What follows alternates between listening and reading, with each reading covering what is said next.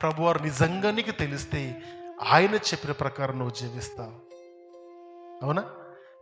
ప్రభువారు నాకు తెలుసు అనుకుంటున్నావు, కానీ కళ్ళ ముందు ప్రభు కనబడుతున్నా, ప్రత్యక్షతలు చూపిస్తున్నా కూడా ఇంకా లోపట ఏదో గుడ్డితనం ఉందంటే ఆలోచన చేసుకో. నువ్వు గుడ్డివాడు అయిపోతున్నావు. జాగ్రత్త. దానికి వయస్సుతో నిమిత్తము లేదు, ఎన్ని సంవత్సరాలు నువ్వు బాప్టిజం తీసుకున్నంత నిమిత్తము లేదు. ప్రభువారిని చూడగలే కన్నులు నీకు ఉన్నాయా లేవా? చాలా సందర్భాల్లో అనేక జీవితాల్లో దేవుడు ఎన్నో గొప్ప గొప్ప కార్యాలు చేస్తాడు.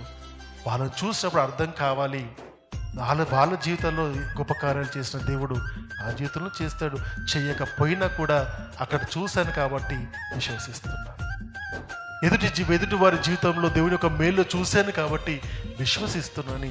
ఆ విశ్వాసం కావాలి దేవుని దగ్గర. ప్రభువా, నేను గుడ్డివాడిగా ఉన్నాను, నీ జ్ఞానము నాకు దయచేయమని అడగాలి. ఈ జ్ఞానము కావాలని జ్ఞానం వెతుక్కుంటే వెళ్ళే వారికి ఆయన జ్ఞానాన్ని ఇస్తాడు. అడుగుడి మీకు ఇవ్వబడును అంటున్నాడు, వెతుకుడి మీకు దొరుకును అంటున్నాడు, తట్టుడి మీకు తీయబడును అంటున్నాడు.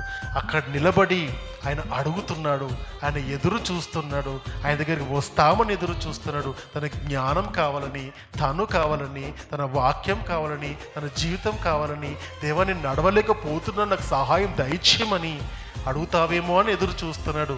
అడగడానికి ఇష్టపడతాం. పరిసయ్యులు